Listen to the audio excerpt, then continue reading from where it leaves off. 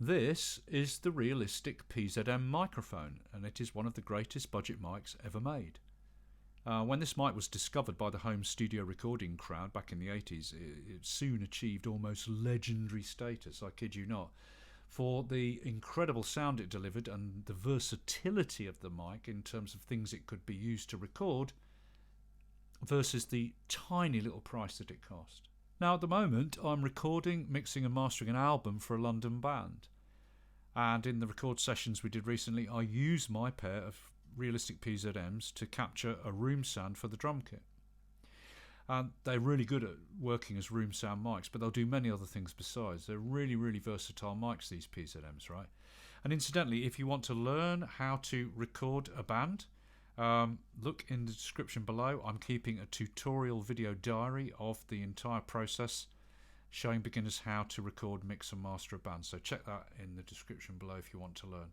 But anyway, look, the point is, I used the PZM mics recently for these recording sessions, and it occurred to me that people don't really talk about the PZM anymore, so I thought I'd do a little separate video about the PZM and encouraging everybody who is getting into recording and putting together a mic collection to go out and get themselves a pair of these Realistic PZMs, because they really are fantastic mics.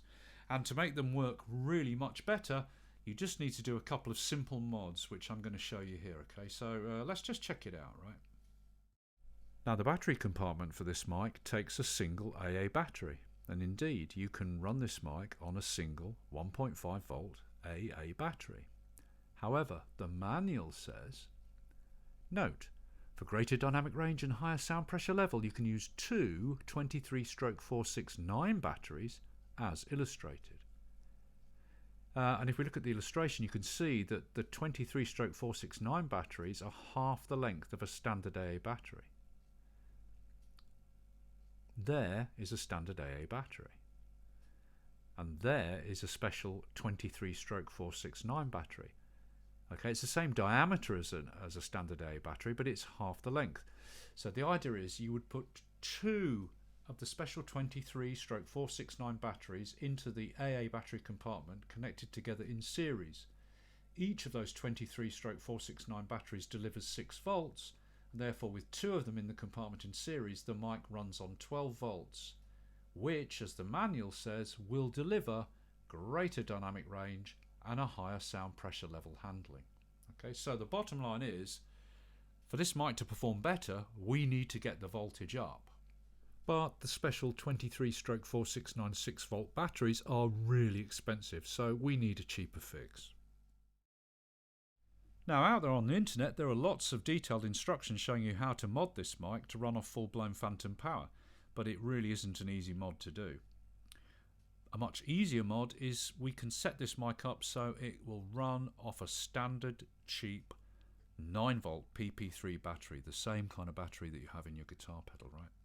And when it's running off that higher 9 volts, the mic performs better. So I'm just going to show you like how that mod is done using my PZM. Alright, let's have a look at that. Okay, so here's my PZM, and you can see that coming out of the battery compartment there is a 9 volt PP3 battery clip terminal, and I can snap a PP3 9 volt battery to this really easily. And if we open up the battery compartment you can see that that PP3 terminal clip is coming out of that battery compartment. So to do that mod, first you need to open up the unit. So take off the battery cover and open it up by removing the 4 screws. Okay, you can now remove the top of the battery box and you now have access to the insides. Let's take a look at that. Okay, so once you get it open in the unmodded state, at one end of the battery compartment you'll see that flat plate which is the positive AA battery terminal, and at the other end of the battery compartment you'll see the spring type AA battery terminal which is the negative battery terminal. But colour wise their leads are back to front. The negative terminal has a red lead and the positive plate flat terminal has a black lead. So just remember they're back to front. Negative is red, positive is black. Okay, so also inside you'll see this block with the switch on it. That's got all the electronics. And the AA battery terminals are both connected to the back of that block. Okay, so we need to remove that block. Okay, the two AA terminals will still be connected to the switching block, but I'm just going to remove them now to get them out of the way. But bear in mind, they will be connected to the switching block, which we now unscrew. It's held in with one screw, right? And once the screw is undone, everything lifts out of the remaining half of the plastic case. So the switching block with the lead at either end and the two AA battery terminals, which will still be attached to the switching block, the whole lot lifts out of that plastic half of the case.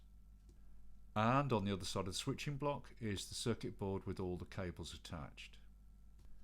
Okay, and there's the PP3 battery clip terminals. So basically, when you open that box for the first time, as you see it looking at it now, on the left, where the black PP3 clip lead is connected, that is where the red AA negative battery terminal will be connected. And where you see the red PP3 connector connected on the right of the board, that's where the original black AA battery connector will be connected. So you simply disconnect the AA battery terminals and solder on the PP3 clip terminals, but reverse the colours. Okay, so once you've connected those PP3 cables, sometimes there's a bit of tape, stick that back. Now the difficult bit, you've got to manhandle that entire assembly back into that plastic case so that that little hole on the circuit board lines up with that hole, hang on, with that hole on the inside of the plastic case.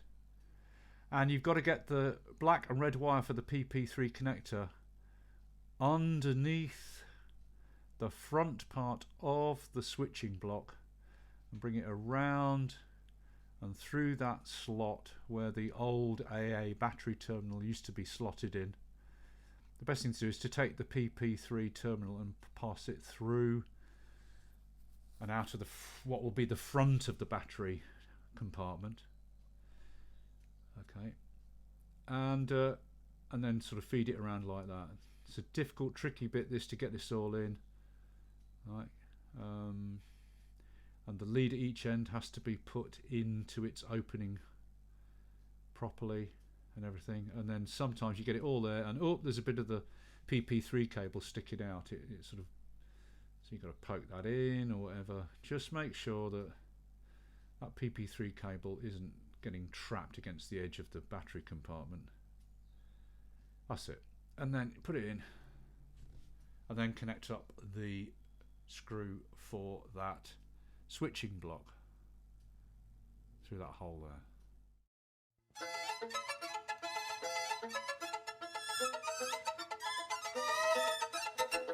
Okay, so once you've done that, just make sure that the lead coming in and out at either end of the box, that they're located properly into their slots. And then just join the two halves of the box together, obviously the right way round. And then finally just screw the two halves together with the 4 little screws.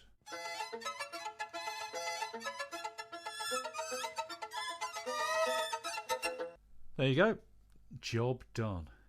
Okay, now the battery compartment lid, all you have to do is just get a Stanley knife and cut a little slot out of that edge so that when you snap that battery compartment lid back in place, there's a little tiny notch cut out that your PP3 battery connector leads can use as an access point to come out of that battery compartment. And there you have it.